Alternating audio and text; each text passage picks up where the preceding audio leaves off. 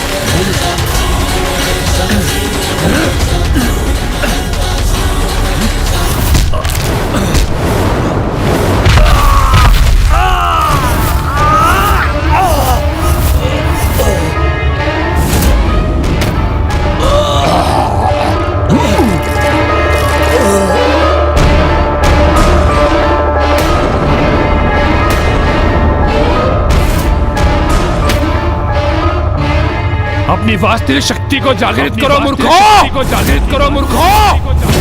और दिखाओ इन देवताओं को कितना असाधारण सामर्थ्य है तुम्हारा।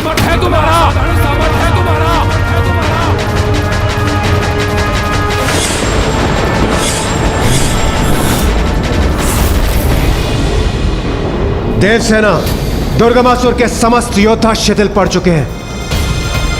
प्रतीत होता है आज सूर्यास्त के पूर्व ही आज का युद्ध समाप्त हो ही गया। युद्ध समाप्त नहीं, अभी आरंभ हुआ है।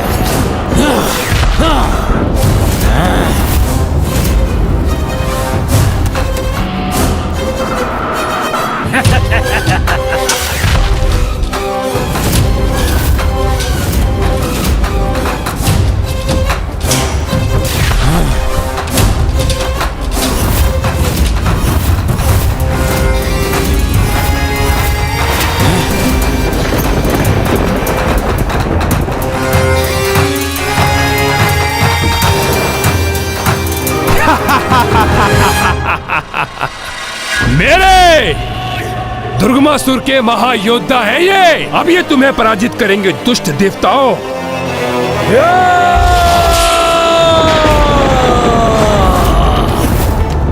मुझसे उलझकर बहुत बड़ी भूल की है तुमने गजमुख। गणासुर हूँ मैं, जो कभी किसी कार्य को अधूरा नहीं छोड़ता। और आज देवी आदिशक्ति को उनके पूजा स्थल से हरण कर अपने साथ ले जाने का लक्ष्य भी अवश्य प्राप्त करूंगा मैं। तुम यही ऐसे वचन बोलते रह जाओगे मूर्ख असुर, और उधर माँ की पूजा संपन्न भी हो जाएगी।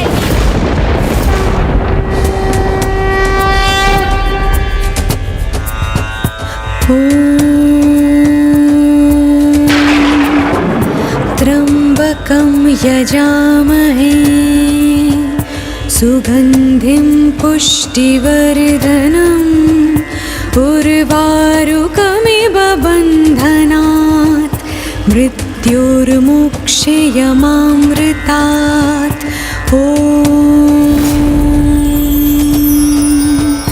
त्र्यंबकं यजामहे सुगंधिं पुष्टिवर्धनम् उर्वारुकमिव बन्धनात् मृत्युर्मुक्षयमामृतात्।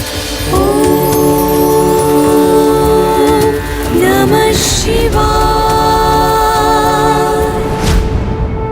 ऐसा प्रतीत होता है कि देवी आदिशक्ति द्वारा किए गए जलाभिषेक का जल मेघ का रूप लेकर महादेव तक पहुंच गया है, और वही मेघ उन पर बरस कर देवी आदिशक्ति की ओर से उनका जलाभिषेक कर रहा है। देवी आदिशक्ति तो जैसे दोनों स्थानों पर उपस्थित है, विंध्याचल पर्वत पर भी और कैलाश पर भी। इस अद्भुत अनुष्ठान को, समर्पण भाव से की गई इस पूजा को भला कैसे कोई रोक सकेगा? मैं गणासुर पुनः देवी आदिशक्ति की पूजा को भंग करने के उद्देश्य से आगे बढ़ रहा हूँ। मुझे रोक सकते हो तो रोक लो गजमुख।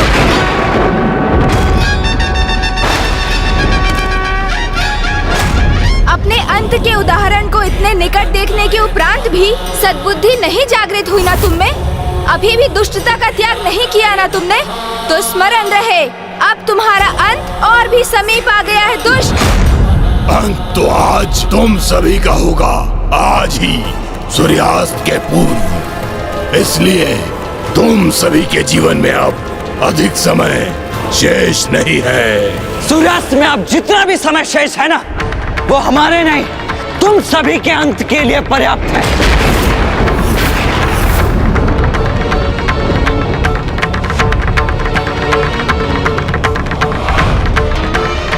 मेरे आक्रमण को सहने के लिए तैयार हो जाओ गजमुख। आज सूर्यास्त के पूर्व जो भी मुझे देवी आदिशक्ति तक पहुंचने से रोकने का प्रयास करेगा, उसे आहत करूंगा मैं।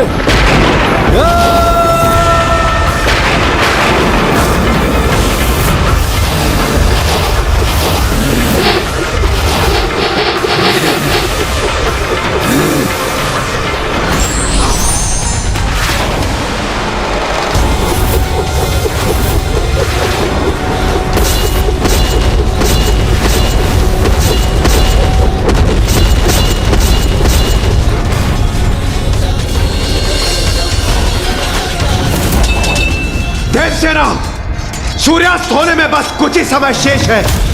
हमें इन समस्त असुरों का अंत कर मां गणेश जी की सेवा में प्रस्तुत होना होगा। वो असुर अपनी 12 भुजाओं से गणेश जी पर प्रहार कर उन्हें उलझा रहा है। चिंता मत कीजिए देवराज, अच्छे कार्य के लिए मात्र इतना ही समय पर्याप्त है। विश्वास रखिए, सूर्यास्त से पूर्व हम इन सभी को पराजित करने में सफल अवश्य होंगे।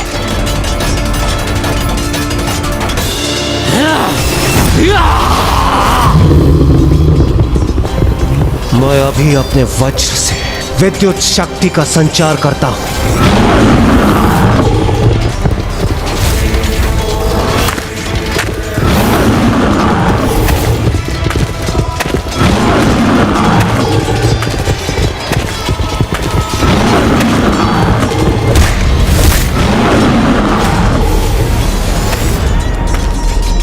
आज के दिवस के अंत के पूर्व इसके जीवन का अस्त होना आवश्यक है। आज तुम्हारे लिए सूर्य सदा के लिए अस्त हो जाएगा देवताओं।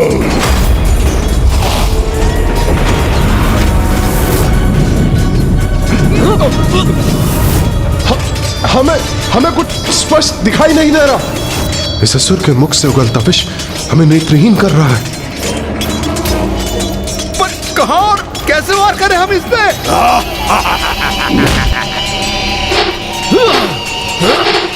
मैं विचल बुद्धि हूँ, जिसकी बुद्धि में छल और विष भरा है।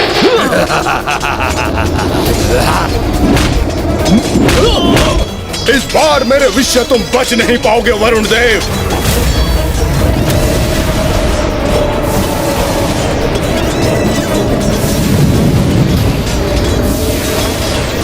ये तो मुझे स्वयं पर लक्ष्य साधने का अवसर ही नहीं दे रहा है।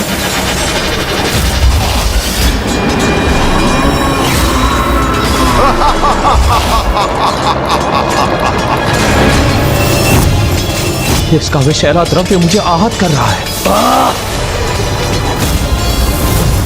वरुण देव संकट में है, मुझे उनकी सहायता करनी चाहिए।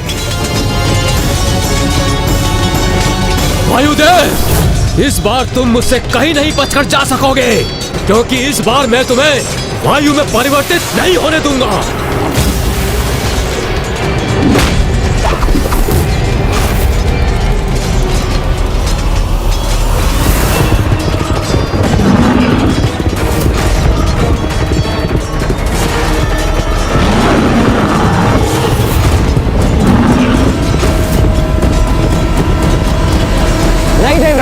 आप देव सेना की सुरक्षा सुनिश्चित कीजिए और सूर्यास्त होने से पूर्व ही इस युद्ध स्थल को इन असुरों से रिक्त कर दीजिए। इस असुर से तो मैं स्वयं निपट लूंगा।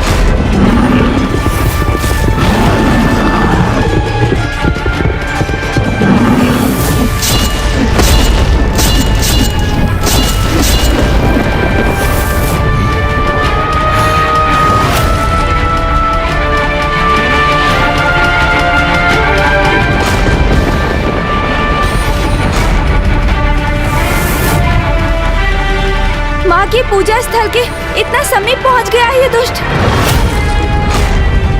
इसे तो किसी भी उपाय से रोकना ही होगा मुझे।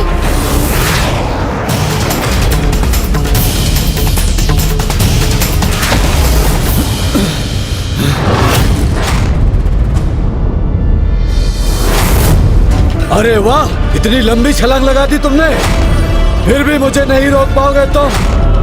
अब देखते हैं मेरी गति का सामना करने की शक्ति है तुम में अथवा नहीं।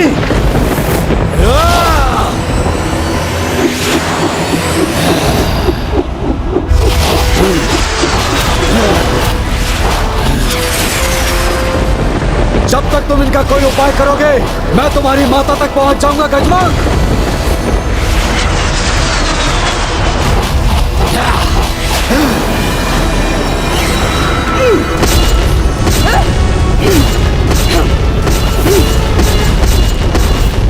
छल से युद्ध करना तो हम असुरों का स्वभाव है। यदि ये देवता बल से हमारा सामना करने में सक्षम है भी तो क्या, किंतु मेरे सेनापतियों के कपट कौशल को कदापि पराजित नहीं कर सकेंगे। आपकी योजना है ये असुर सम्राट?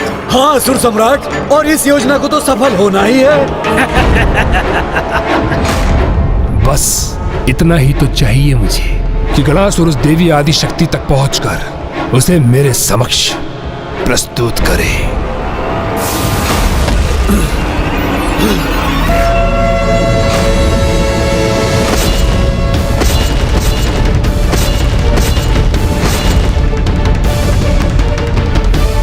बस मुझे एक छलांग मारने की और देर है और मैं पूजा स्थल में प्रवेश कर जाऊंगा।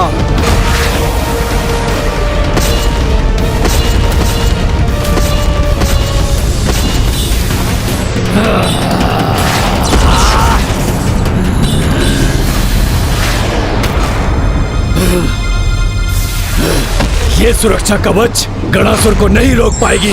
अभी ध्वस्त कर देता हूं इसे।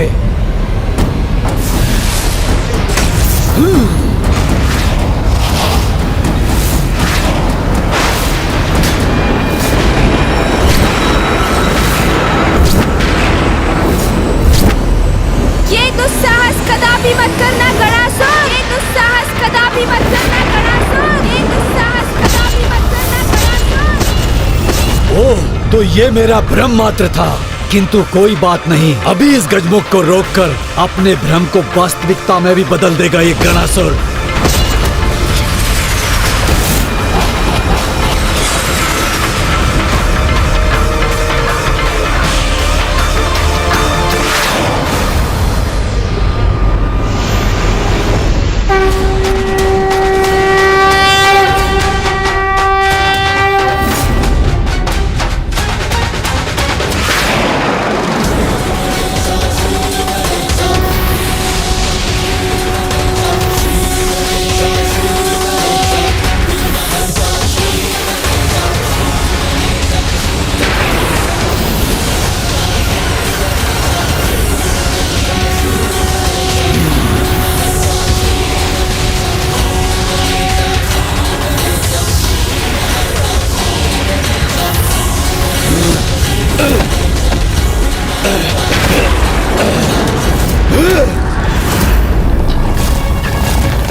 मेरे साथ ऐसी दृष्टता की तुमने, अब देखो उसका क्या दंड देता हूं मैं तुम्हें। तुम्हारे अपराधों के दंड भुगतने का समय तो तुम्हारा है गणासुर।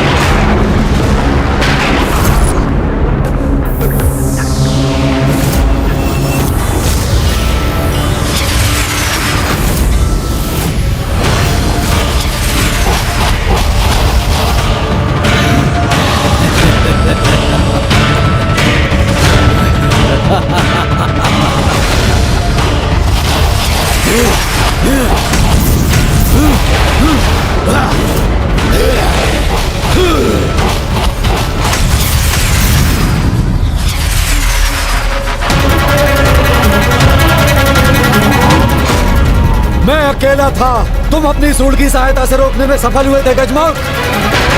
किंतु जब मैं अपने ही समान 12 गणासुरों में विभक्त हो गया हूँ, तो मेरे इन 12 प्रतिरूपों को कैसे रोक सकोगे तुम? मेरे ये प्रतिरूप जाकर हरण करेंगे देवी आदि शक्ति का।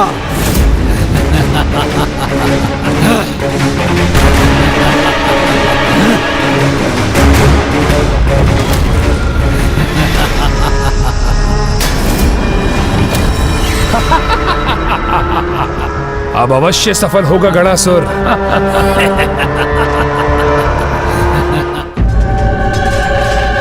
जब शत्रु छल का प्रयोग करे, छिपकर पीछे से वार करे, तो उससे युद्ध उसकी शक्ति को पराजित करने के लिए नहीं, अपितु उसकी दुर्बलता को उसकी पराजय का आधार बनाकर किया जाता है।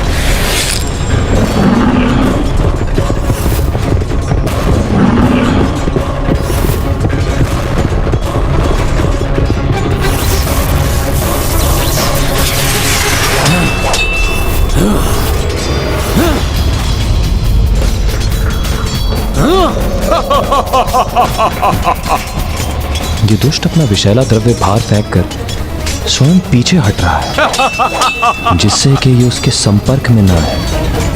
अर्थात इसकी शक्ति ही इसकी दुर्बलता भी है। तो मुझे उसी को अस्त्र बनाकर इसे शीघ्र अतिशीघ्र पराजित करना होगा, क्योंकि सूर्यास्त में अब अधिक समय शेष नहीं है।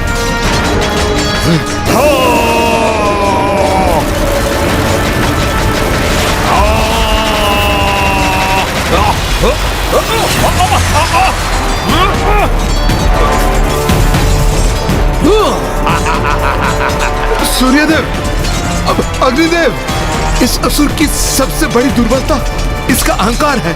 मैं उसी का लाभ उठा के इसे बोलने पर विवश कर दूंगा। उसके पश्चात केवल उसका स्वर सुनकर हम उस पर लक्ष्य साधेंगे, और इसी प्रकार आज के युद्ध की समाप्ति से पूर्व ही हम उसे परास्त कर देंगे।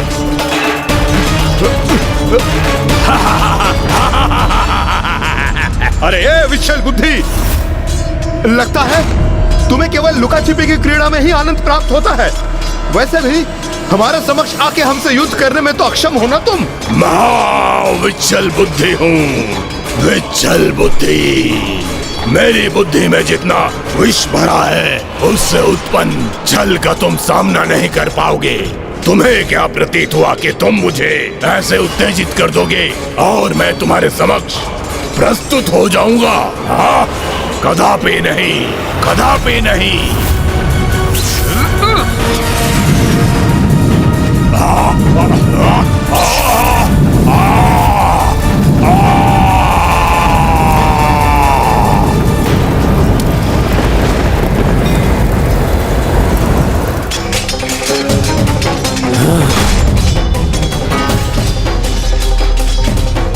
यदि ये कुछ भी विभक्त कर सकता है, तो स्वयं को भी तो कर सकता है।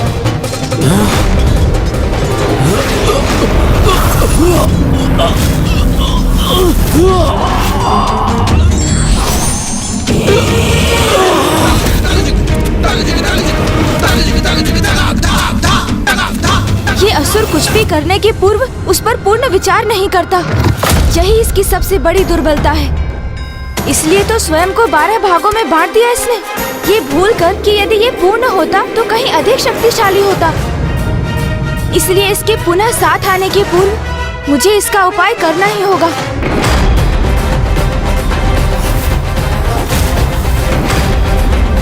अब तुम अपने स्थान से तनिक भी हिले तो अंत हो जाएगा तुम्हारा दुष्ट।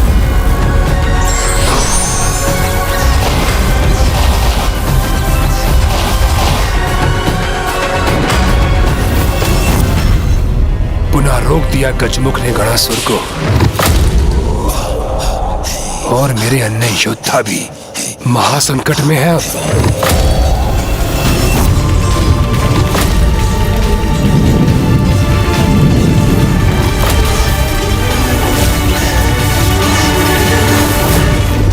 कहा था ना मैंने, आज सूर्यास्त से पूर्व ही तुम अपने काल के दर्शन करोगे। जय मां विंध्यवासिनी, जय मां आदिशक्ति।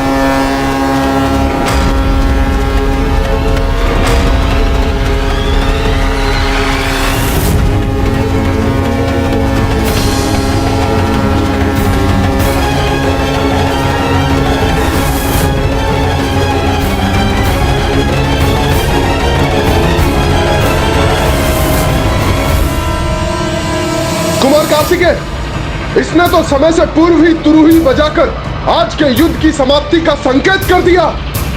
अब हम क्या करें?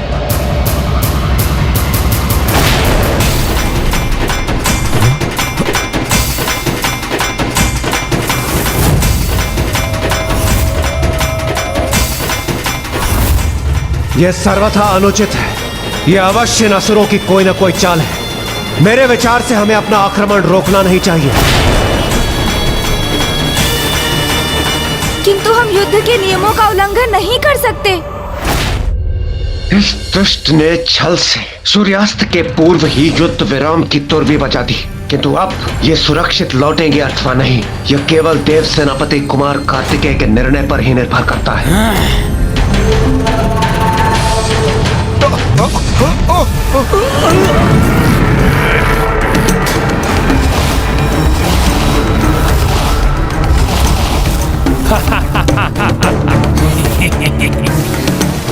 मुझे तो यही ज्ञात था देवताओं। युद्ध नियम के अनुसार दोनों पक्षों में से किसी के भी दोहरा युद्ध विराम का नाद ध्वनित होते ही युद्ध रोक दिया जाता है। किंतु तुम्हारी मुद्राओं को देखकर तो ऐसा प्रतीत हो रहा है कि तुम अपने नियमों का पालन करना ही नहीं चाहते। अरे युद्ध विराम का नाद नहीं सुना तुमने? तो क्या तुम्हारे निकट आकर पुनः उत्पन्न करूं उसे, अथवा मान लूं कि तुम स्वयं अपने नियमों का उल्लंघन करने के लिए तत्पर हो? किंतु इतना समझ लो, नियमों का पालन नहीं करोगे तुम तो मैं भी उन्हें भंग करने के लिए मुक्त हो जाऊंगा। नियम तो तुमने भंग किया है दुष्ट, क्योंकि निर्धारित यह हुआ था युद्ध विराम केवल सूर्यास्त के साथ होगा, किंतु तुमने उसके पूर्व ही युद्ध समाप्ति की घोषणा कर दी। देवराज इंद्र, दुर्भाग्यवश जहां मैं स्थित हूँ वहां से देखो तो सूर्यास्त हो चुका है। कोई मूर्ख ही होगा जो अस्त हो चुके और अस्त हो रहे सूर्य में भेद करने में असमर्थ होगा। मूर्ख पुकारो तो अधृष्ट कपटी, कोई प्रभाव नहीं पड़ता मुझे, किंतु तुम्हें क्या करना है उसका निर्णय लो। यदि नियम का उल्लंघन किया तुमने तो हम नियमविहीन होकर रात्रि में भी युद्ध करेंगे और रात्रि में ही तुम्हें पराजित कर देवी आदिशक्ति पर आक्रमण कर उनकी पूजा के प्रथम दिवस पर ही उनकी पूजा को खंडित कर दूंगा। नहीं इंद्रदेव, कुछ मत कहिए। भूल हमारी ही थी और हम देवता युद्ध के नियम का उल्लंघन कर धर्म की अवहेलना कदापि नहीं करेंगे।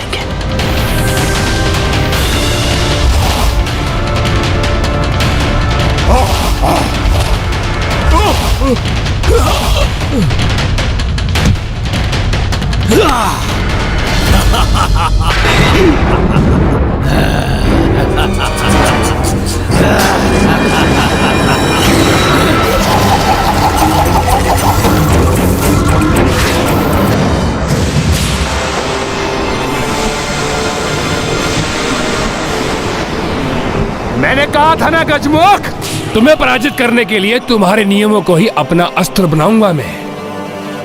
और अभी तो यह आरंभ है, आगे आगे देखो ये दुर्गमासुर क्या क्या करता है। यदि इतना ही विश्वास है स्वयं पर तो रणभूमि में क्यों नहीं आए? यदि किसी प्रकार कल के युद्ध में सुरक्षित रह भी गए, तुम्हारी ये इच्छा भी पूर्ण कर दूंगा मैं।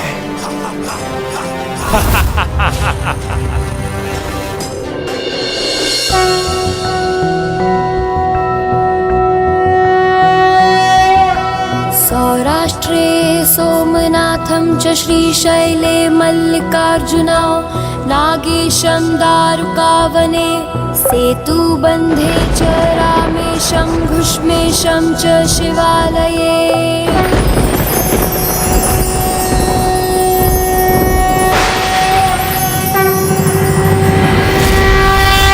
पूजा के प्रथम दिवस पर देवी आदिशक्ति द्वारा शुद्ध जल के इस जलाभिषेक का कितना अद्भुत परिणाम है, जिससे महादेव पर जल समर्पित करने वाला तन मन और इंद्रियों से पावन होकर अपनी किसी भी इच्छा को पूर्ण करने में समर्थ होता है। और देवी आदिशक्ति तो स्वयं प्रकृति स्वरूपा है, इसलिए उन्होंने जलाभिषेक कर न केवल स्वयं को अपितु संपूर्ण जगत को पवित्र, शुद्ध और जीवंत कर दिया है।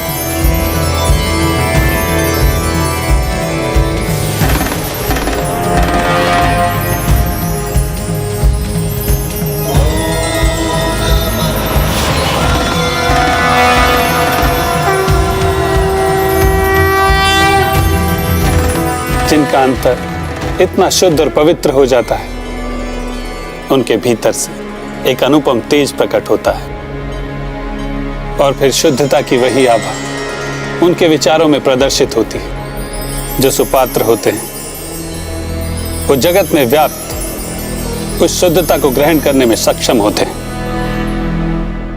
किंतु कुपात्र उसे नकार कर अस्वीकार कर देते हैं। क्या है ये? कैसी ऊर्जा है ये? दूर करो मुझे इससे।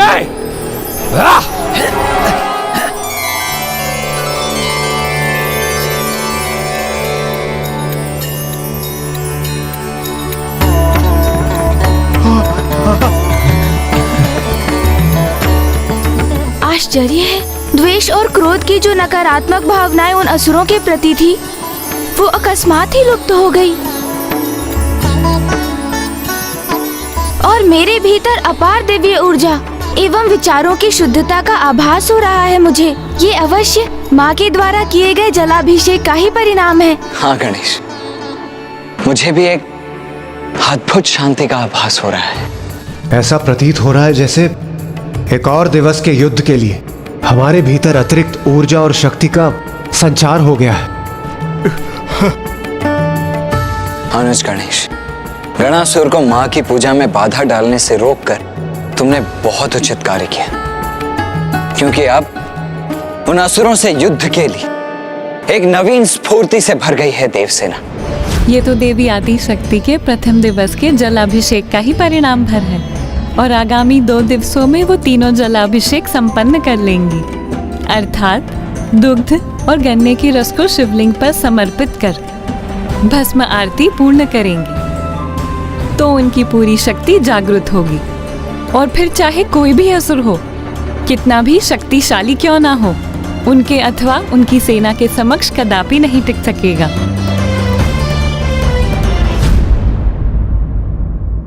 निर्णायक नहीं था आज का युद्ध, किंतु फिर भी हमने उससे सीखा कि कभी भी अपने शत्रु को कम नहीं आंकना चाहिए। उन असुरों की शक्ति को ही नहीं, अभी तो उनकी छल बुद्धि को भी पराजित करना है हमें। अर्थात अब आगे का युद्ध हमें और संयम के साथ लड़ना होगा।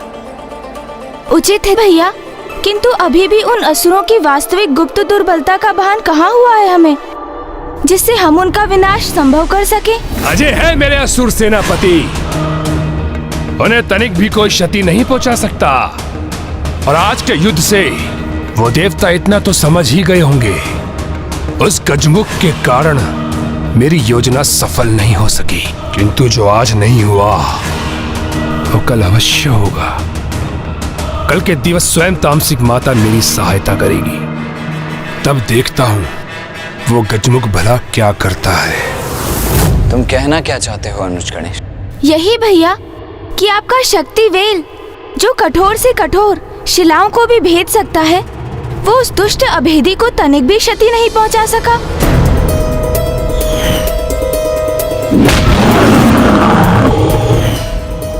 अग्निदेव, सूर्यदेव, आपके ताप और तेज से तो लौह भी पिघल जाते हैं, किंतु वो दुष्ट विच्छल बुद्धि आप दोनों की शक्तियों को बड़ी सरलता से सह गया।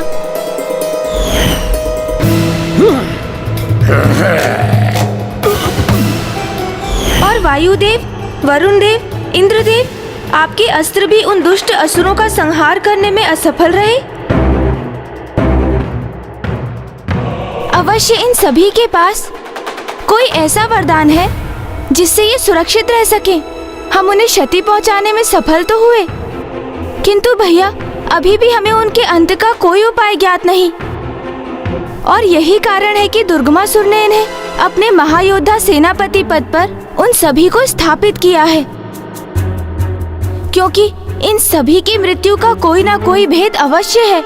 अर्थात जब तक हम उनका भेद ज्ञात नहीं कर लेते, हम हमारे शत्रु को केवल आहत ही कर पाएंगे, उनका अंत नहीं कर सकेंगे। और ये युद्ध इसी प्रकार चलता रहेगा। गणेश जी, आप यही कहना चाहते हैं ना?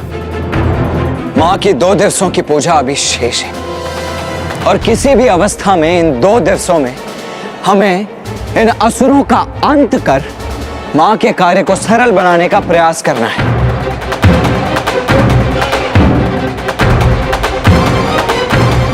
इसीलिए हमारे पास कल भोर तक का ही समय है, जिसमें किसी न किसी उपाय से हम इनके समस्त भेद ज्ञात कर लें। भैया मैं अभी आया। गणेश, गणेश, गणेश जी, यहाँ इतना गंभीर विचार विमर्श चल रहा है, इसके मध्य में ही ये गणेश जी कहाँ चले गए?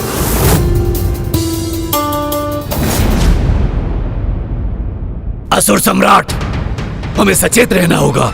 वो देवता अवश्य कोई चतुराई करेंगे। आज की निराशा के उपरांत वो शांत नहीं बैठेंगे। हाँ असुर सम्राट, विशेष रूप से वो गजमुख अत्यधिक चतुर प्रतीत होता है। मेरे विचार से हमें वहां जाना चाहिए और वहां जाकर उनके समाचार को प्राप्त करना चाहिए। तो मेरे समझ खड़े होकर क्या बिनबिना रहे हो? तत्काल जाओ और उन देवताओं की योजना ज्ञात करो। जी महाराज, जी महाराज।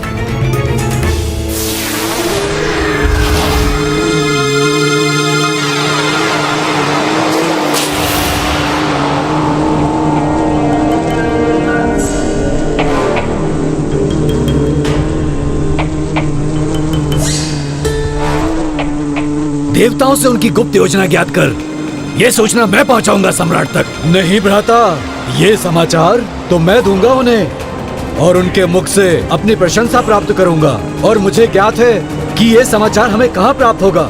जिस शिविर में वो कल थे, आज भी हमें वहीं मिलेंगे।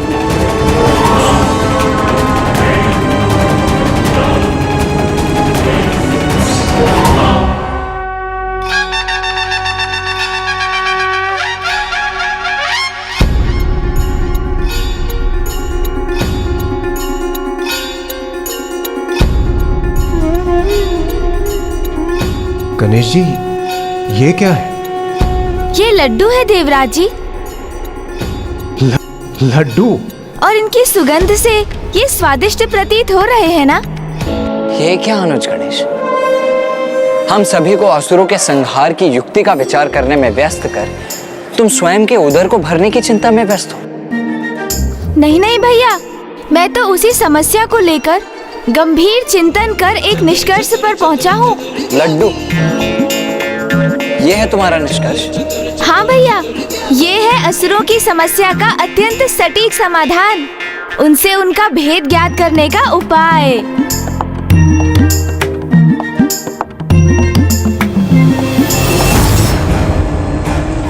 मैं तुमसे पूर्व पहुंचा हूँ तो असुर सम्राट को ये समाचार मैं ही दूंगा।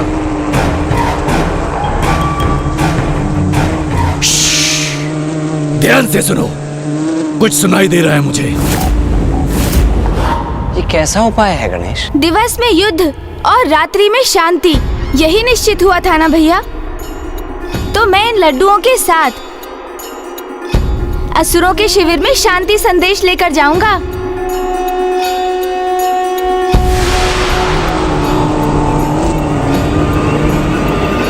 हमारे वहां पहुंचने पर वो अपने अस्त्र शस्त्र भले ही उठा लें, किंतु इन लड्डुओं को देखकर वो स्वयं नीचे हो जाएंगे, क्योंकि भूखे होंगे ना वो भैया।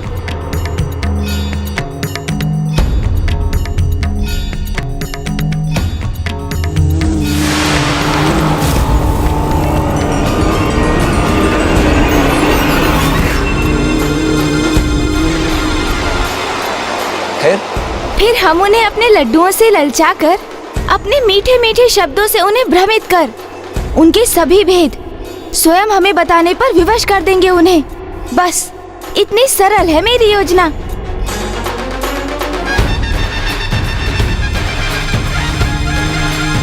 किंतु ये योजना तो तभी सफल हो पाएगी ना गणेश, जब उन असुरों को इस योजना की तनिक भी भनक तक ना हो।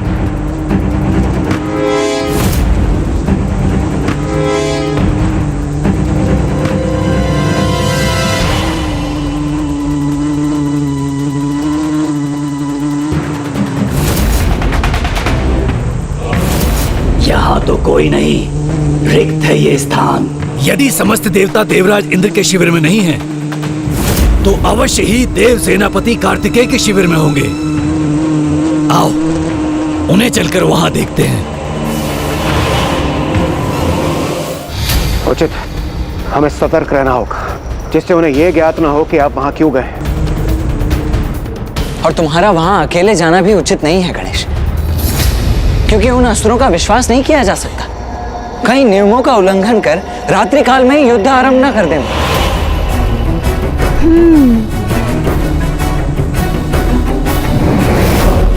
गणेश, तुमने अनेकों बार प्रमाणित किया है कि कठिन परिस्थितियों में शांतिपूर्वक विचार करने से किसी भी समस्या का समाधान निकल ही आता है। इसीलिए मैं भी तुम्हारे साथ चलूंगा। उचित है भैया, एक से भले फिर दो।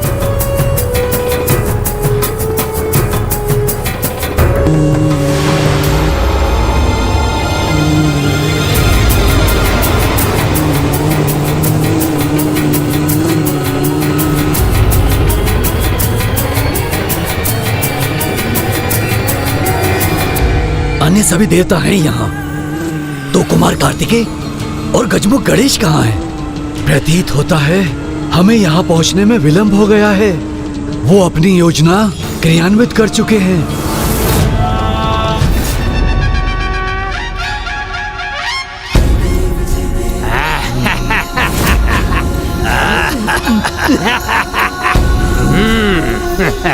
इन्हें ऐसे उत्सव मनाते देखकर तो यही प्रतीत हो रहा है भैया, जैसे ये युद्ध में विजय प्राप्त कर चुके हो।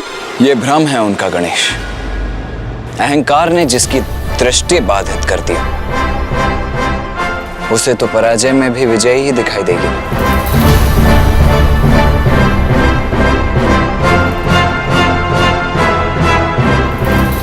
आज के समान मेरे सेनापति पुनः विजयी हो और देवताओं की टोली उन्हें तनिक भी क्षति न पहुंचा सके और देवी आदि शक्ति तक पहुंचने का उपाय प्राप्त हो। उनके प्रथम दिवस की पूजा संपन्न तो हो चुकी होगी, किंतु 2 दिवस की पूजा को मैं बाधित कर सकूं, उसके लिए मुझे तामसिक माता की सहायता लेनी होगी। अब मैं सर्वशक्तिशाली हूं। युद्ध में विजय प्राप्ति के लिए अपनी उस शक्ति का प्रयोग कैसे करूं, इसमें तो वही मेरा मार्गदर्शन कर सकती है।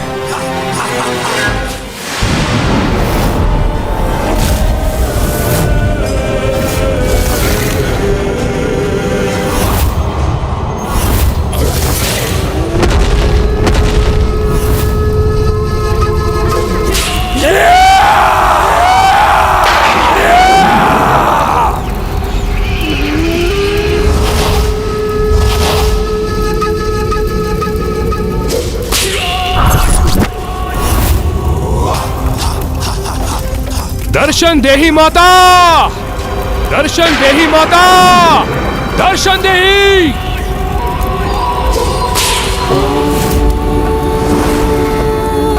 नमः शिवाय।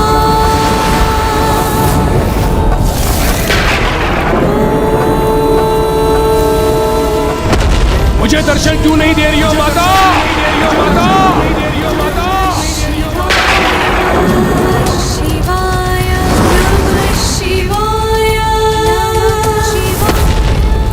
मेरा स्वर नहीं पहुंच रहा क्या आप सब? नहीं पहुंच रहा क्या आप सब? नहीं पहुंच रहा क्या आप सब? माता, माता, माता। ओम नमः शिवाय। दर्शन देही माता, दर्शन देही, दर्शन देही, दर्शन देही।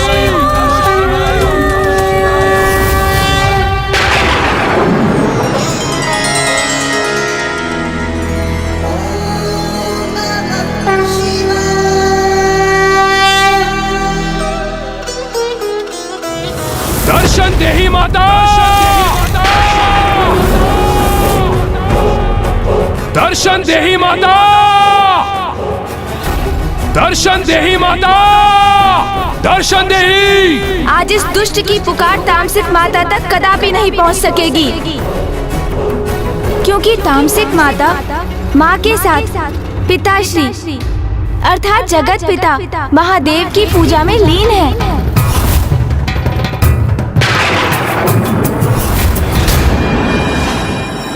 जाओ।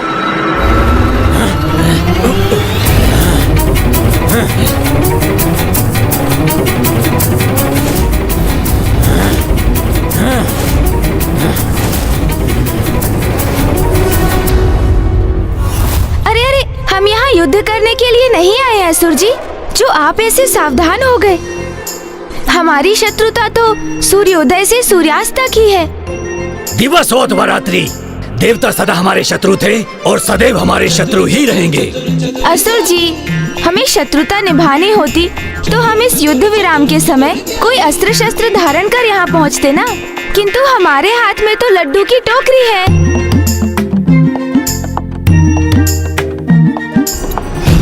मुझे विश्वास है प्यास तो आपकी अवश्य बुझ गई होगी, किंतु भूख तो लगी होगी ना। तो लीजिए, खाइए लड्डू।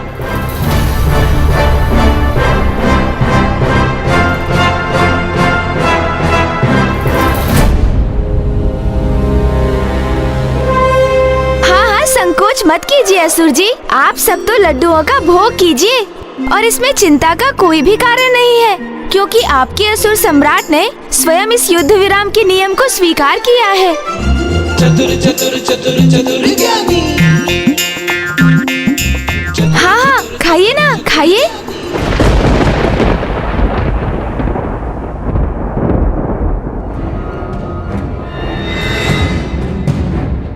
ये सभी तनाव में तो हैं, किंतु कोई किसी से किसी प्रकार का संवाद नहीं कर रहा है। ऐसे में कैसे ज्ञात होगा कि वो दोनों जो यहाँ दिखाई नहीं दे रहे हैं वो कहाँ अदृश्य हुए हैं? कभी ना कभी तो इनमें से किसी का धीरज टूटेगा ही, और वो कुछ कहकर इनका रहस्य तो अवश्य उजागर करेगा। किंतु कहीं उसमें अत्यधिक विलंब ना हो जाए और वो दोनों जिस भी प्रयोजन के लिए जहां भी गए हैं उसमें सफल ना हो जाएं।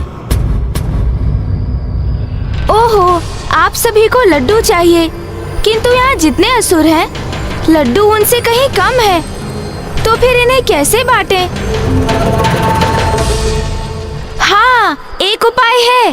आप में से जो भी कोई एक विशेष बात बताकर अपनी योग्यता प्रमाणित करेगा, वही हमसे लड्डू पाएगा। कैसी विशेष बात बतानी होगी हमें? कोई भी विशेष बात, जैसे यहाँ की कोई विशेष बात, और हाँ, तुम्हारे सेनापति का कोई विशेष गुण भी। गणेश, सेनापति के विषय में ज्ञात करना है तो उन्हीं से पूछ लो। इन साधारण सैनिकों को क्यों मूर्ख बना रहे हो?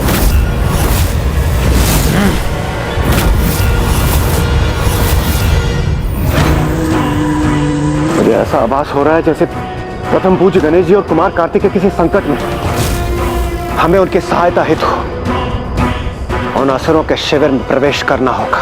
ये संकेत तो प्राप्त हो गया हमें कि कहाँ हैं वो दोनों।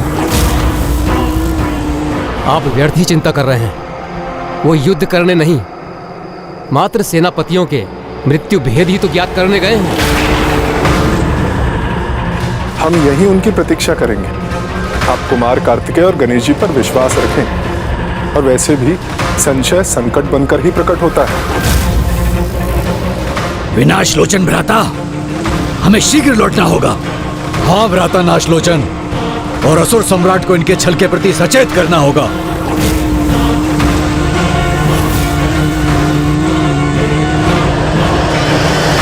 ऐसा प्रतीत होता है जैसे कोई अन्य भी है जो गुप्त रूप से हमारे संवाद सुन रहा है।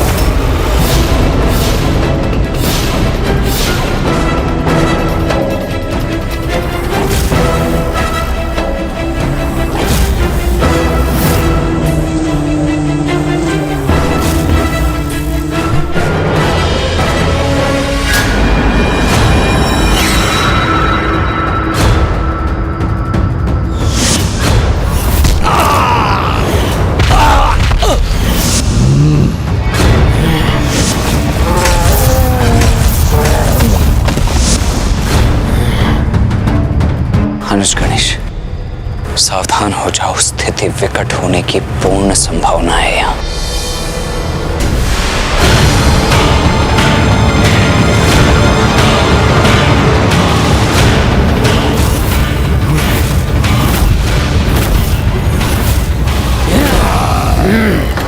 महायोद्धा असुरों, अपने क्रोध और पराक्रम का प्रदर्शन कल रणभूमि में करना। अभी तो हमारे उपहार स्वरूप दिए गए इन लड्डुओं को शांति से ग्रहण तो कर लो। तुम क्या हमें इसलिए प्रसन्न करने की कोशिश कर रहे हो जिससे कल के युद्ध में हम अपनी पूर्ण शक्ति का प्रयोग ना करें? नहीं नहीं, ऐसा कुछ भी नहीं है असुर जी। हम किसी विशेष उद्देश्य से नहीं आए हैं यहाँ। छल करने आए हो तुम यहाँ, छल। मैं विचल बुद्धि हूँ, विचल बुद्धि। छल करने और छल समझने में सर्वथा निपुण हूँ मैं। वही तो मैं कह रहा था भैया से अभी अभी कि पांचों असुर सेनापतियों में शक्ति और युक्ति दोनों में सर्वाधिक निपुण आप ही हैं। भैया को मेरा ये कथन स्वीकार ही नहीं था। इनके अनुसार ये अभेदी सबसे समर्थ है और अन्य देवता, उनका तो मत था कि इस शिविर में कोई सर्वाधिक शक्तिशाली है तो वो है महासुर गणासुर जी। हाँ हाँ, सत्य ही तो कहा मैंने। एक अभेदी ही हैं जो आज के युद्ध में तनिक भी आहत नहीं हुए। न मेरे शक्ति दंड का इन पर कोई प्रभाव हुआ और न ही देवराज इंद्र का वज्र इन्हें कोई क्षति पहुंचा सका। और मैं भी तो बिना आहत हुए वापस लौटा था और एक साथ मैंने तीन देवताओं को संभाला था। अब असुर सेनापतियों में सर्वाधिक शक्तिशाली कौन? मैं विचल बुद्धि, मैं। तुम हो सर्वाधिक शक्तिशाली? कैसा प्रयास है ये? मैं हूँ सर्वाधिक शक्ति संपन्न। तुम जैसे 12 असुरों की शक्ति अपने भीतर समाहित किए हुए हूँ मैं। बस तुम्हारे अंदर तो 12 ही समाहित है ना, लेकिन तुम्हारे जैसे 24 को एक क्षण में अपने विषैले द्रव्य से भुला सकता हूँ। यही तो मैं चाहता था। अब ये दुष्ट अपने रहस्य स्वयं ही उजागर कर देंगे। तब तक मैं करता हूँ लड्डुओं का सेवन। देवगण, प्रथम पूज्य गणेश जी और कुमार कार्तिकेय का रहस्य ही रहना चाहिए, किंतु यदि यहाँ कोई है तो उसका सुरक्षित यहाँ से लौट कर जाना उचित नहीं होगा। भ्राता विनाश लोचन, इसके पूर्व की बहुत देर हो जाए, हमें यहाँ से निकलना चाहिए। हाँ भ्राता नाशलोचन, अन्यथा यहाँ अग्नि में भस्म हो जाएंगे हम, अथवा ये हमें ढूंढकर हमारा वध कर देंगे।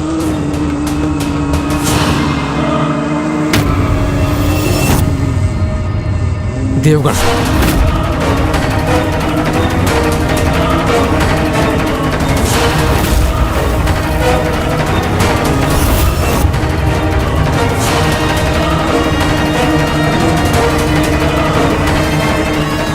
दर्शन देही माता, दर्शन देही माता, दर्शन देही माता, दर्शन देही, दर्शन देही।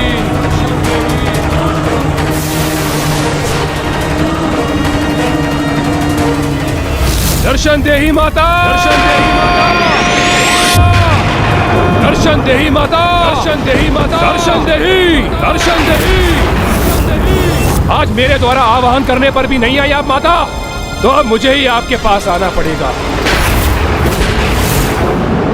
देखा भैया, दुर्गमासुर जी कितनी भली भांति अपना अनुष्ठान करते हैं, इसीलिए इतने वरदान प्राप्त है उन्हें। इन पांचों को देखकर तो वैसे यही प्रतीत होता है कि कदाचित अन्य देवता ही उचित कह रहे थे। इनमें यदि किसी के पास कोई वरदान है तो वो गणासुर ही हो सकते हैं, क्योंकि इनसे युद्ध किया था मैंने। अपार शक्ति है भैया इनके पास। हाँ हाँ, अत्यंत विशेष वरदान प्राप्त है मुझे, इसलिए तो मैं कह रहा था सभी में सर्वाधिक शक्तिशाली मैं ही हूँ। ये चारों अपनी समस्त शक्ति से भी मेरा सामना नहीं कर सकते।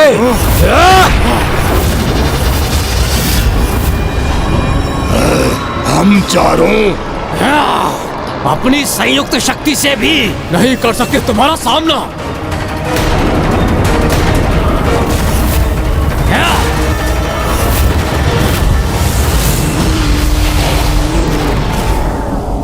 प्रणाम असुर सम्राट।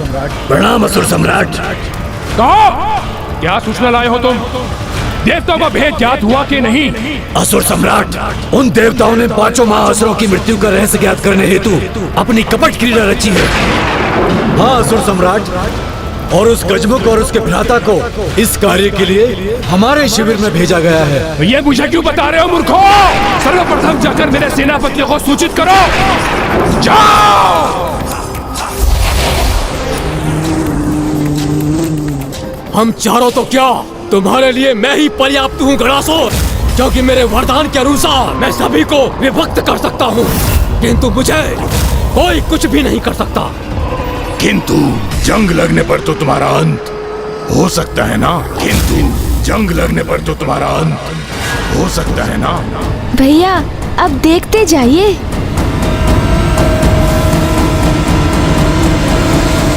हम शीघ्र सावधान करेंगे उन्हें। किंतु मेरा अंत कोई नहीं कर सकता। स्वयं अग्निदेव और सूर्यदेव भी मुझे क्षति नहीं पहुंचा सके, स्वयं वो भी। परंतु मैं कर सकता हूँ तुम्हारा अंत, क्योंकि मुझे तुम्हारे गुप्त रहस्य भली भांति ज्ञात है। सभी अष्टभुजा जीवों के समान तुम्हारे भीतर भी 3 हृदय हैं, और अगर तीनों को एक साथ नष्ट कर दिया जाए तो तुम्हारा अंत भी निश्चित है। और मैं अपने विषैले द्रव्य से पल भर में सभी का अंत कर सकता हूँ। किंतु मेरा नहीं तुम मुखा, मेरा नहीं, अभेदी हूँ मैं। कोई अस्त्र शस्त्र मुझे भेद नहीं सकता, किंतु तुम्हारे अंत के लिए तो बस कोई अस्त्र तुम्हारे एक मुख से भीतर जाके दूसरे मुख से बाहर आ जाने के बाद ही तुम ढेर हो जाओगे, किंतु मुझे कोई ढेर नहीं कर सकता। मैं अभेदी हूँ, तुम सबसे शक्तिशाली हूँ मैं।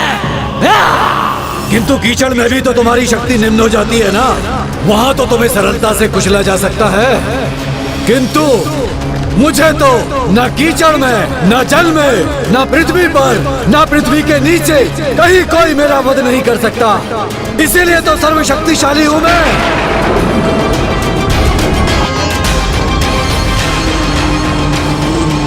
गणासुर, यदि तुम्हारे 12 प्रतिरूप तुमसे विभक्त हो जाएं और वो एक होने से अस्वीकार कर दे, और यदि एक एक करके उन 12 का वध किया जाए तो तुम्हारी मृत्यु तो निश्चित है, और यदि तुम्हारी मृत्यु निश्चित है तो तुम सर्वशक्तिशाली कैसे हुए?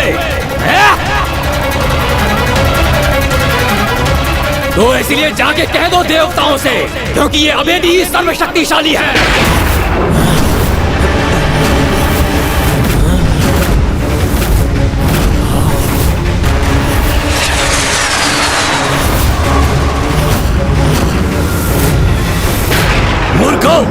वो दोनों यहाँ आए और तुम 5 को मूर्ख बनाकर चले गए। मूर्ख हो तुम सभी, जो अपनी मृत्यु का उपाय स्वयं अपने हाथों से अपने शत्रुओं को सौंप दिया।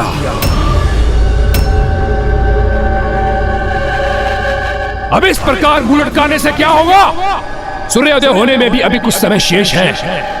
युद्ध की तैयारी करो, स्मरण रहे जब तक मैं शेष हूँ वो तुम्हारा रहस्य ज्ञात करने के उपरांत भी तुम्हें कोई क्षति नहीं पहुंचा सकते। यही उपाय है उन 5 को उनके काल के निकट भेजने के लिए।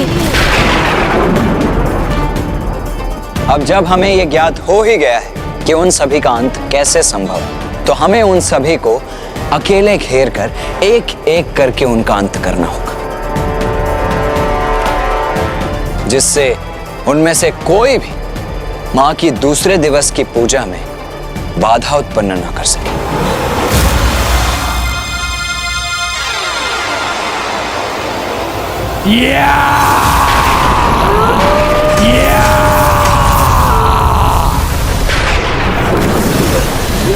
मैंने अपने अनुष्ठान से अपार शक्ति प्राप्त की है, उसमें से आंशिक शक्ति मैं तुम सभी को प्रदान कर रहा हूं, जो तुम्हारा सुरक्षा कवच बनकर तुम्हारी सुरक्षा करेगी।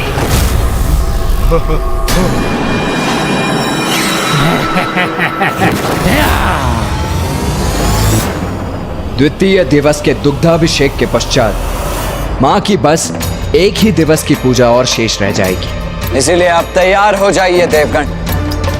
आज के युद्ध के आरंभ का शंखनाद होने में अब अधिक समय शेष नहीं है।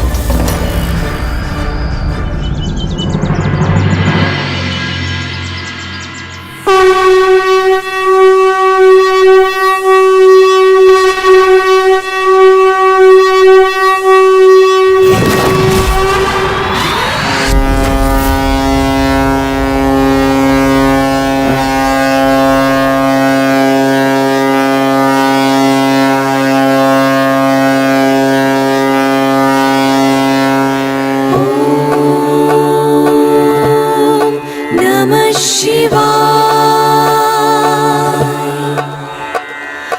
ओम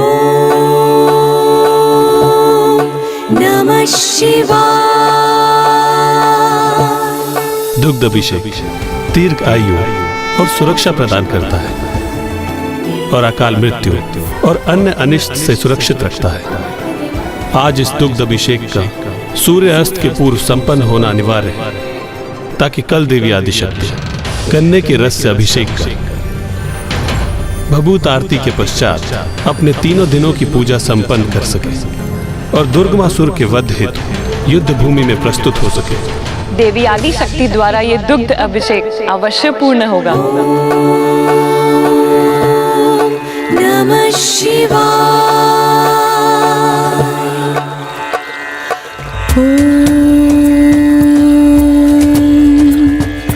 त्र्यंबकं यजामहे सुगंधिं पुष्टिवर्धनम् उर्वारुकमिव बन्धनात् मृत्युर्मुक्षयमामृतात्। यहाँ सभी परस्पर युद्ध में व्यस्त रहेंगे और मैं सूर्यास्त होने से पूर्व देवी आदिशक्ति की पूजा को भंग कर ही रहूंगा।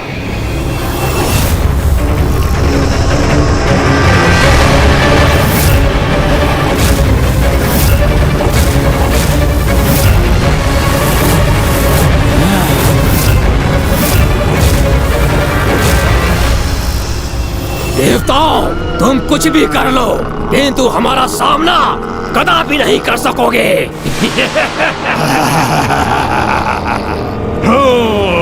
इनकी मृत्यु का भेद हमें ज्ञात हो चुका है। इसका आभास होने पर भी चिंता और भय के स्थान पर ये आत्मविश्वास से भरे दिखाई दे रहे हैं। इसका भला क्या कारण हो सकता है भैया?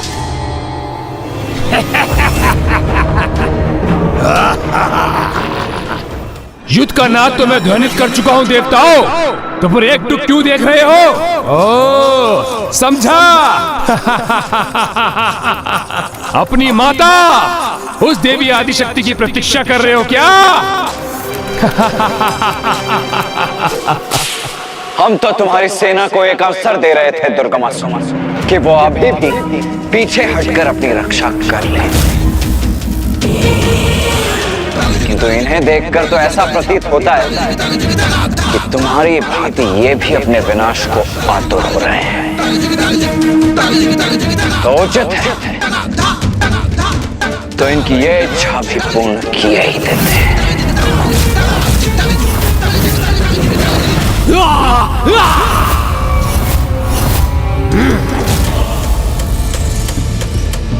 देवताओं, ये भक्त करेगा, ये भक्तासुर तुम्हें।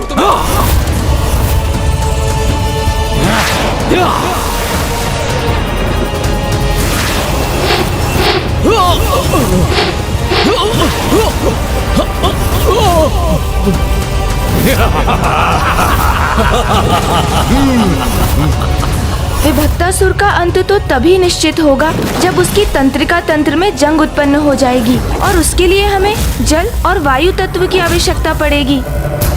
अर्थात ये कार्य हमें ही करना होगा वायुदेव। ये कार्य तो मैं सहर्ष करूंगा वरुणदेव।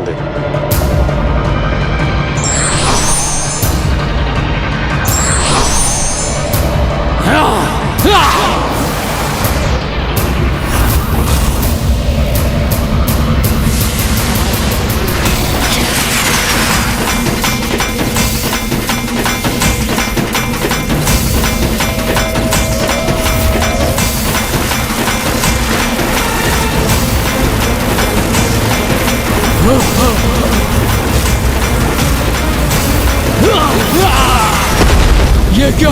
जल और वायु दोनों मेरी तंत्रिका पर।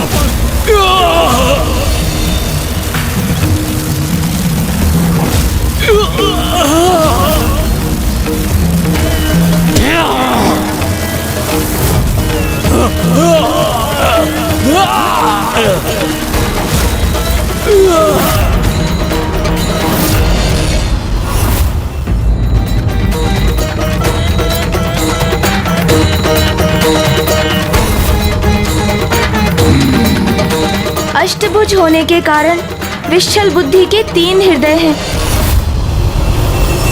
जिस पर एक साथ अस्त्र प्रहार होने पर ही उसकी मृत्यु संभव है।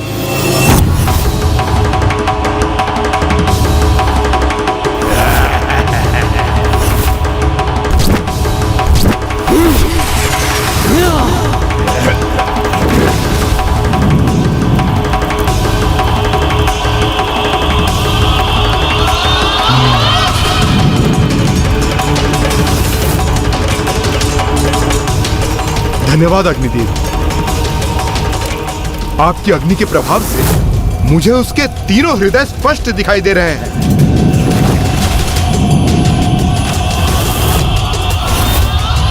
अपने अंतिम श्वास गिन लो। ये अस्त्र प्रहार मेरे लिए घातक सिद्ध हो सकता है।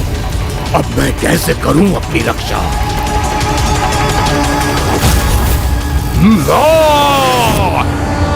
दुमुखासुर के वध हेतु अस्त्र को उसके एक मुख से प्रविष्ट कर उसके दूसरे मुख से निकालना होगा।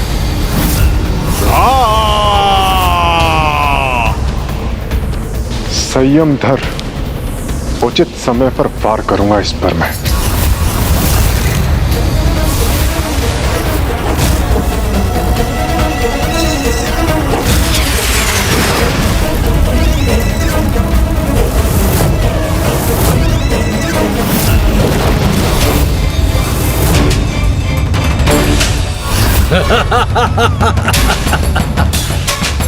देखो गजमुख, देखो मेरी 12 भुजाएं 12 भयंकर अस्त्रों के समान हैं। गणासुर का वध तो तभी संभव है जब उसके 12 हाथ उससे विलग होंगे, और अब ये विलग होकर रहेगा।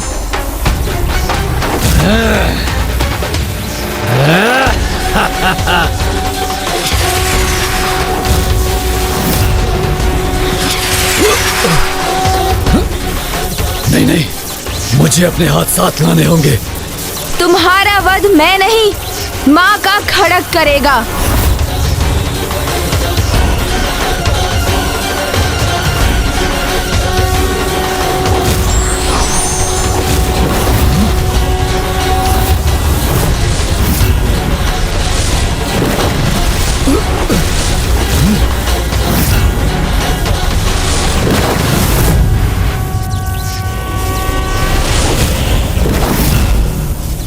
अब देखो देवताओं के सेनापति अभेदी तुम्हें कैसे धराशायी करता है।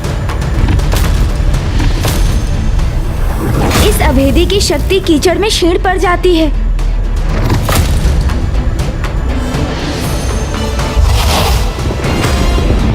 जय मां आदिशक्ति।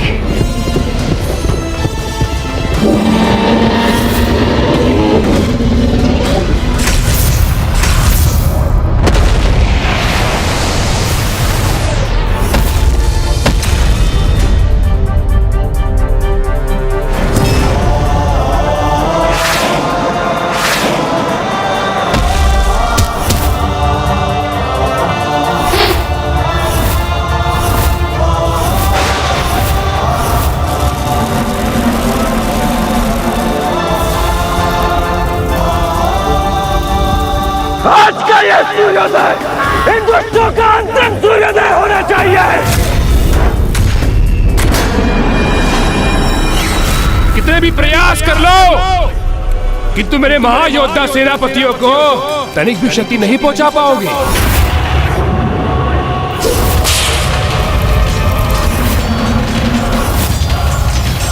ये क्या? हमने तो इनके सभी महायोद्धाओं को पराजित कर दिया, फिर भी ये दुष्ट ऐसा क्यों कह रहा है? कहीं हमसे कोई चूक तो नहीं हो गई? किंतु क्या?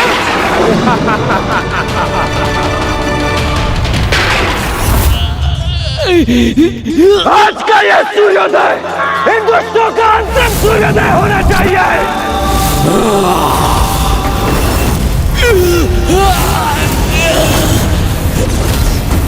कितने भी प्रयास कर लो, किंतु मेरे महायोद्धा सेनापतियों को तनिक भी क्षति नहीं पहुंचा पाओगे। आज मात्र क्षति नहीं पहुंचाएंगे हम, अभी तो इन दुष्टों का अस्तित्व ही मिटा देंगे।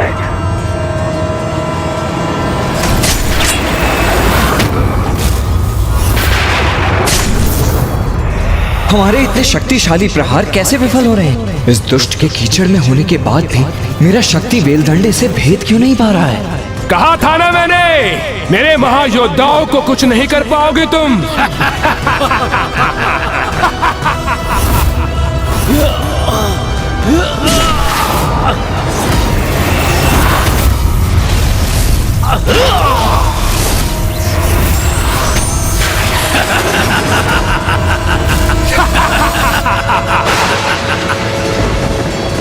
ये क्या वरुणदेव, हमारी शक्तियां इन असुरों को हाथ क्यों नहीं कर पा रही हैं?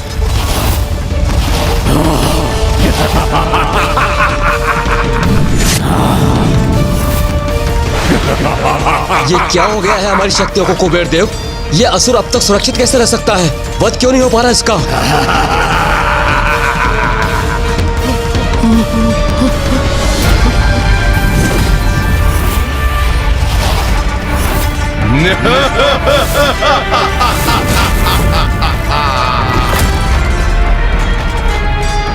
इनकी मृत्यु का रहस्य तो हमें इनसे ही प्राप्त हुआ था, फिर भी ये सुरक्षित क्यों है?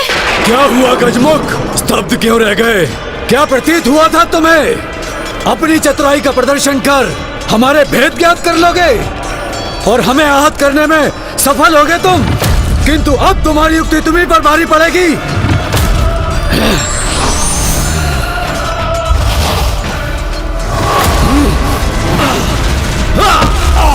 ये लो दुष्ट!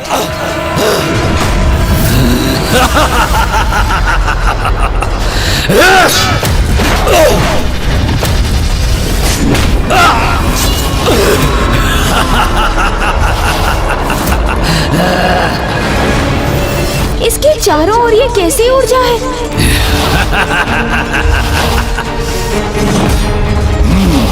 इन सभी के भी है।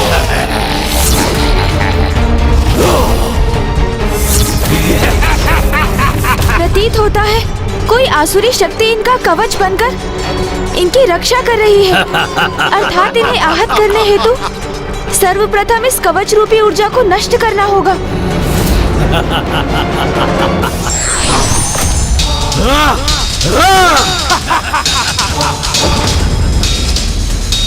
हमें भ्रमित किया है इन दुष्टों ने, इसका परिणाम तो इन्हें भुगतना ही होगा। इस रणभूमि में इन्हें जीवित रहने का कोई अधिकार नहीं।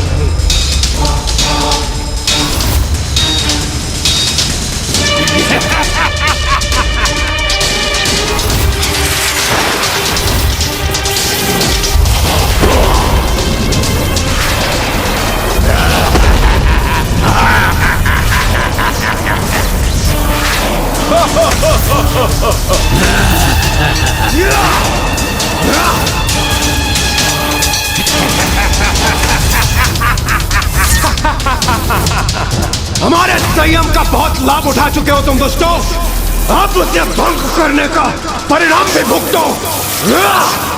देवराज इंद्र को इतना उत्तेजित देखकर मुझे अपार संतुष्टि का आभास हो रहा है। अति आनंदित है ये दुर्गमासुर इस युद्ध को इस अवस्था में देखकर।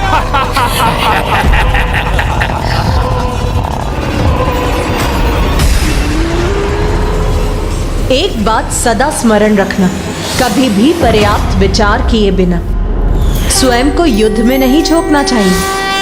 पूर्ण सोच विचार के उपरांत उचित योजना के साथ ही युद्ध करने से युद्ध में सफलता प्राप्त होती है।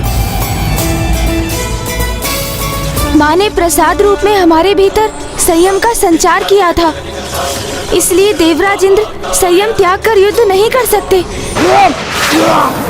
क्योंकि इस युद्ध में माँ की पूजा के प्रत्येक चरण का अवश्य कोई विशेष महत्व है। अपनी पूजा के माध्यम से वो परोक्ष रूप में निरंतर हमारा मार्गदर्शन कर रही है।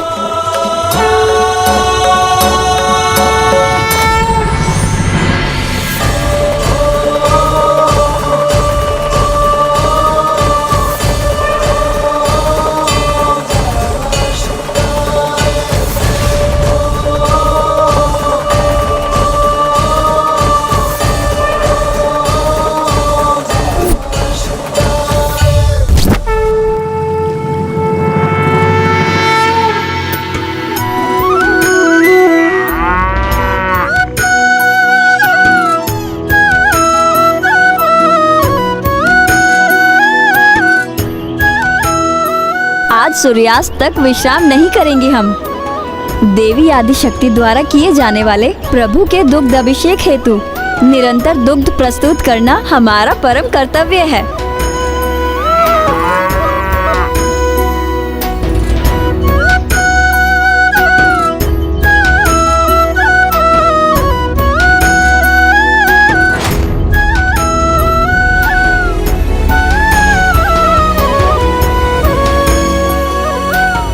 देवी आदिशक्ति के दुग्ध अभिषेक पूजा में ये गोपियां जिस प्रकार एक कतार में खड़ी होकर अपने श्रम दान से उसे पूर्ण एवं सफल करने में लगी हैं, ये दृश्य तो वास्तव में बहुत दिव्य और अनुपम है।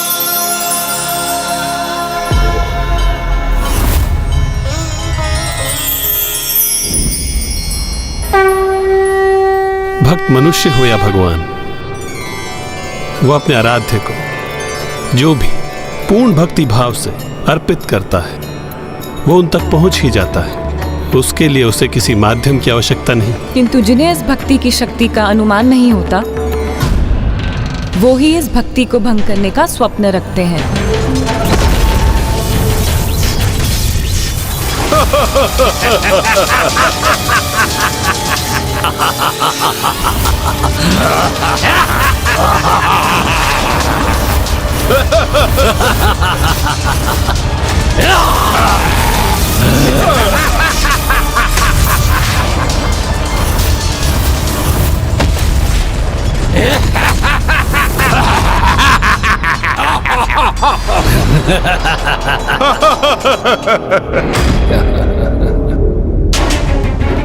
देवताओं ने अमृत पान किया हुआ है और मेरे महायोद्धा मेरे सुरक्षा कवच के कारण सुरक्षित है, तो एक घमासान युद्ध निरंतर यूं ही चलता रहेगा।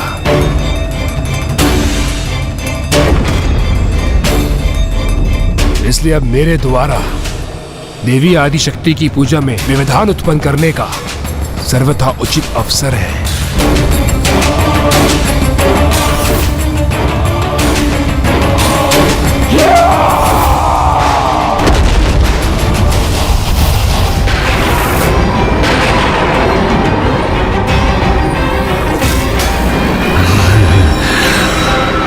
मेरे प्रतिरूपो, मेरे समान शक्ति संपन्न हो तुम, इसलिए जाओ देवी आदिशक्ति की पूजा को भंग करने के लिए जो आवश्यक हो वो करो।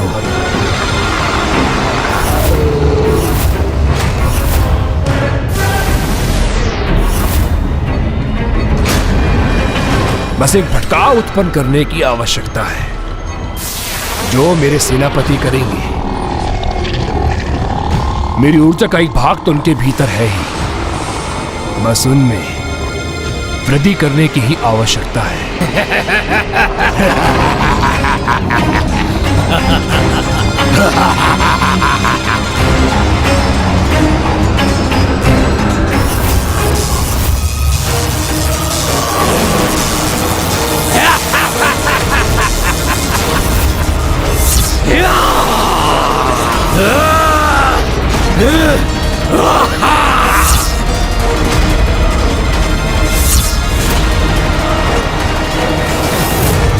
माँ के आशीर्वाद से प्राप्त संयम को त्याग कर हम युद्ध नहीं कर सकते देवराजेंद्र। हमें संयम रखकर ही युद्ध करना होगा, तभी इनकी सुरक्षा कवच को खंडित करने का कोई उपाय प्राप्त होगा हमें। कोई नहीं भेज सकता हमारा सुरक्षा कवच।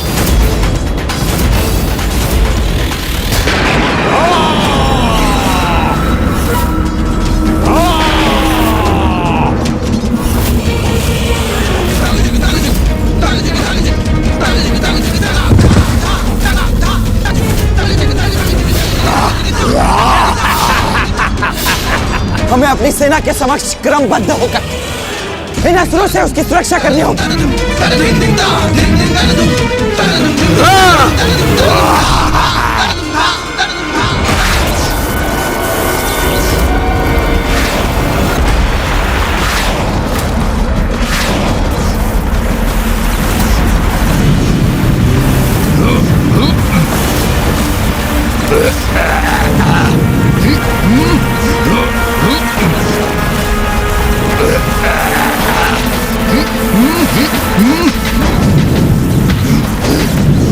अनुज गणेश, ये सभी अचानक कैसे इतने अधिक उत्तेजित हो उठे? हम पर इनका आक्रमण इतना सशक्त क्यों? जैसे ये हमारा संपूर्ण ध्यान स्वयं पर ही केंद्रित रखना चाहते थे। तो क्या इसका अर्थ ये है कि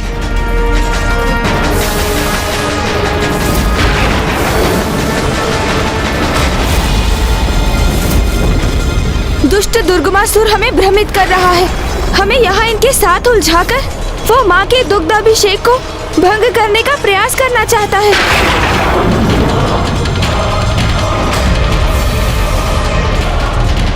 मैं उसे ऐसा कदापि नहीं करने दूंगा। रोक दूंगा मैं उसे। भैया, आप वहाँ जाकर उसे रोकिए। मैं अन्य देवताओं के साथ यहाँ की स्थिति संभाले रहूंगा।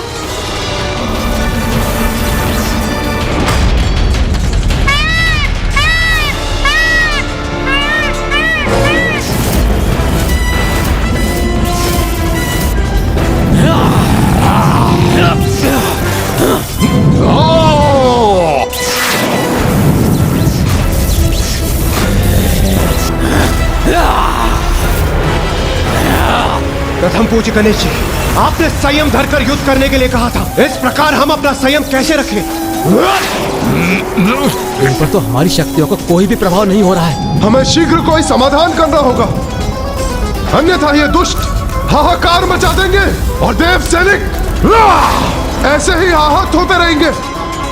गणेश जी, इस प्रकार तो इन्हें रोकना बहुत कठिन है।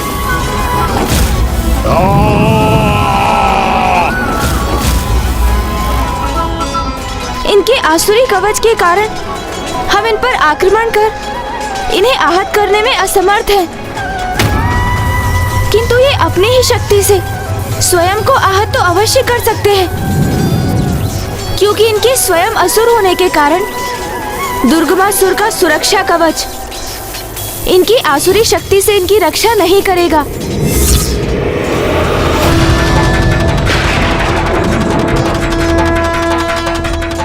अर्थात हमें इनसे एक दूसरे पर आक्रमण कराना होगा। हाँ सूर्यदेव, और ये करना तो अधिक कठिन नहीं होना चाहिए, क्योंकि असुर होने के कारण संयम इनका स्वभाव नहीं, और जो युद्ध में संयम धारण नहीं करते वो कोई ना कोई भूल तो अवश्य ही कर बैठते हैं। इसलिए इसके पूर्व कि ये हमारी सेना को और क्षति पहुंचाएं, हमें किसी प्रकार इन्हें देव सेना से दूर खींचना ही होगा।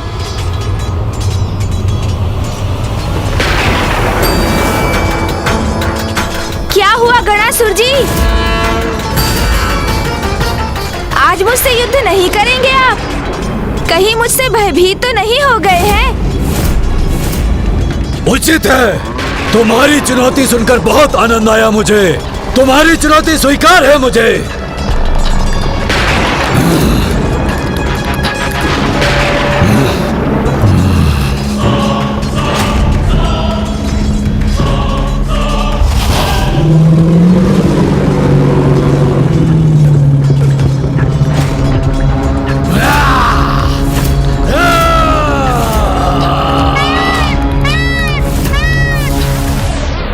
दुर्गमासुर! दुर्गमासुर!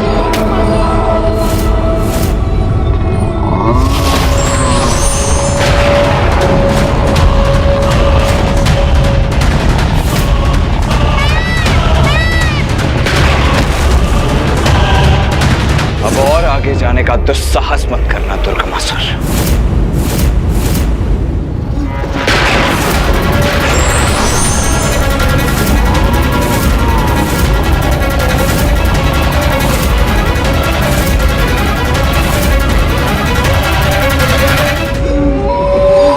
दुर्गमासुर से युद्ध करने के लिए बहुत तत्पर हो रहे हो तुम, तो लो सहो मेरा वार।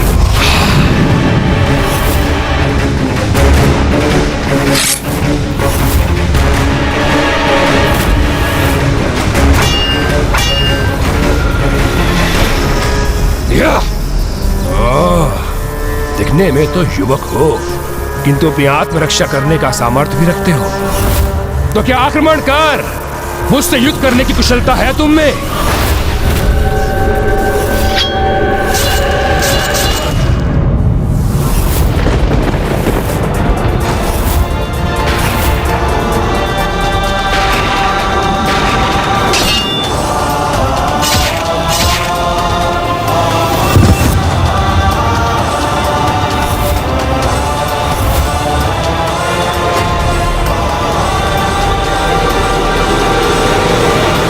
मेरा वध करना इतना सरल नहीं है, सरल नहीं है, सरल नहीं है।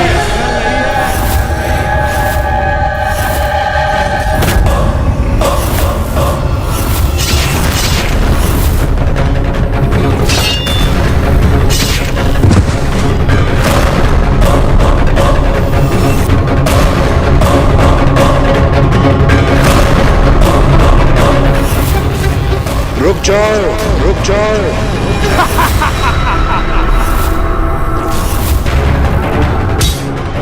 व्यर्थ में ही स्वयं को थका रहे हो तुम युवक। कदाचित तुम्हें मेरे वरदान का ज्ञान नहीं है।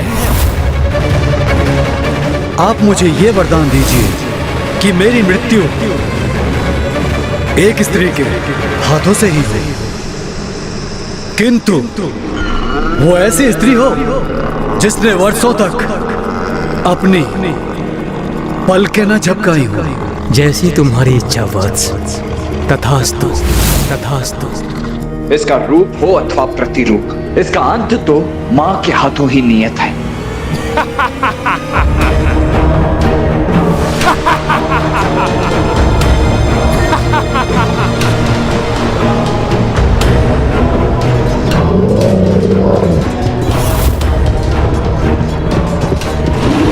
इन दोनों दुष्टों को अपने निकट पहुंचने की प्रतीक्षा करनी होगी मुझे।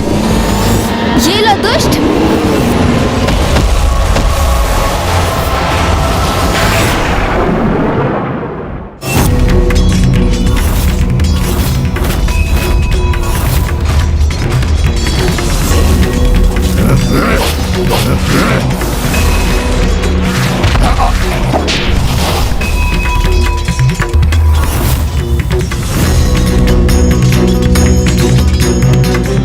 शीघ्र मैं वहां पहुंचूंगा और अपना कार्य सिद्ध करूंगा।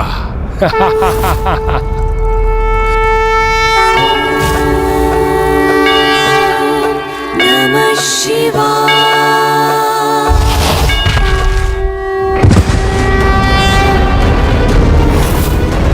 तुम्हारे जैसे दुष्ट असुर के लिए ऐसे पवित्र स्थान पर प्रवेश करना इतना सरल नहीं है दुष्ट।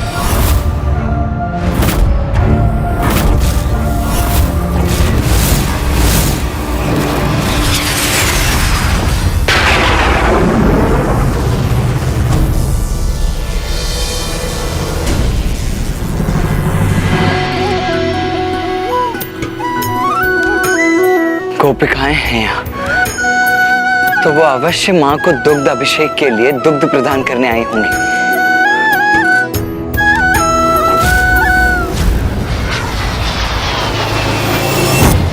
इसका इससे आगे बढ़ना संभव प्रतीत तो नहीं हो रहा है, इसीलिए मेरे यहाँ रुकने का कोई लाभ नहीं है। मुझे युद्ध भूमि में लौटना चाहिए।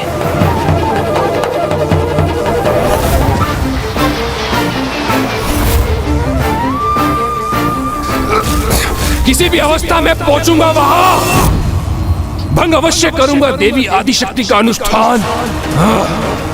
कदापि सफल नहीं हो दूंगा उसे।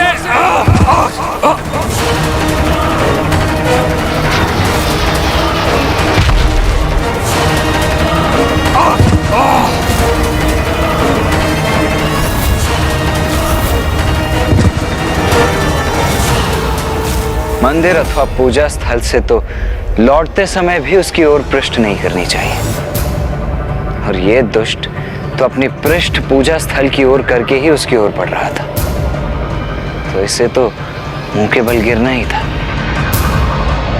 माँ की पूजा इतनी साधारण पूजा नहीं है जिसे कोई भी असुर आकर भंग कर सके।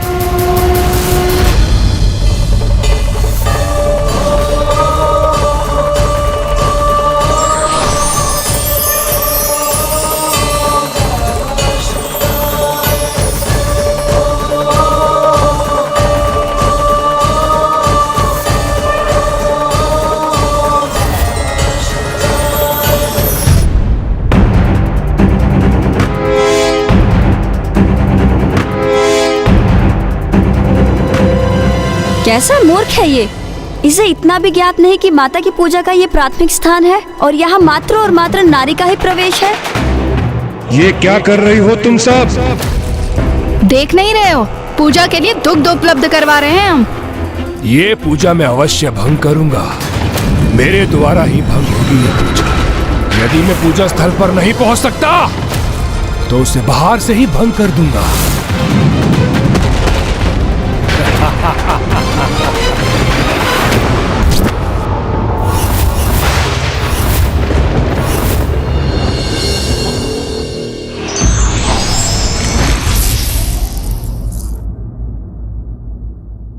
पापी व्यक्ति कभी ईश्वर की लीला को समझ नहीं पाता, इसलिए वही अज्ञानता भविष्य में उसके विनाश का कारण भी बनती है।